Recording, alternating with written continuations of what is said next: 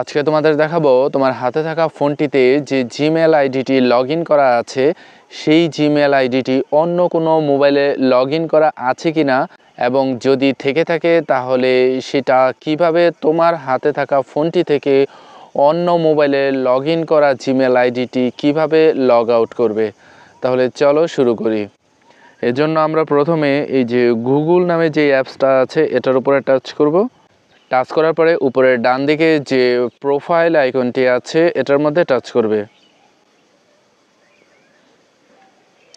এরপর manage your Google account এটার মধ্যে টাচ করবে। টাচ করার পরে এখান থেকে খুঁজে নেবে সিকিউরিটি কোথায় লেখা আছে। কোনো কোনো মোবাইলে বাম থেকে ডান দিকে অনেকগুলো অপশন থাকে, ওখান থেকে খুঁজে নেবে সিকিউরিটি অপশনটি। তো আমার মোবাইলে উপর থেকে নিচ দিকে যে অপশনগুলো আছে এখান থেকে আমি খুঁজে নিচ্ছি সিকিউরিটি অপশনটি কোথায় আছে। তো এটার মধ্যে আমি টাচ করলাম। টাচ করার পরে সামান্য স্ক্রল ডাউন করে নিচের দিকে চলে যাব।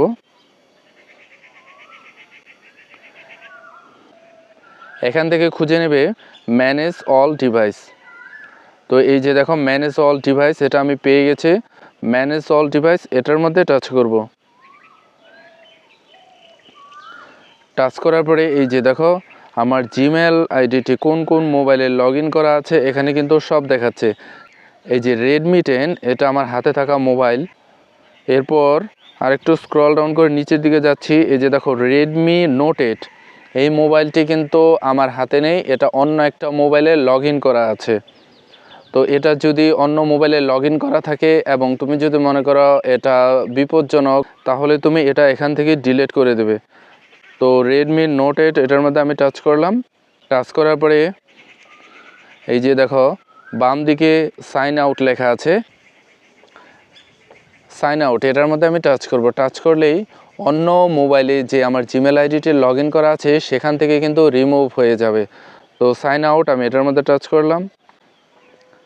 তারপর আবারও সাইন আউট এটার মধ্যে টাচ করব। তারপর ওকে এটার মধ্যে টাচ করব। তো বন্ধুরা, এভাবেই তোমার হাতে থাকা মোবাইল দিয়ে অন্য কোনো মোবাইলে জিমেল লগ ইন করা থাকলে সেটা কিন্তু তুমি এভাবেই রিমুভ করে দিতে পারবে। ভিডিওটি যদি ভালো লেগে থাকে তাহলে লাইক, কমেন্ট, শেয়ার এবং সাবস্ক্রাইব করার অনুরোধ রইল।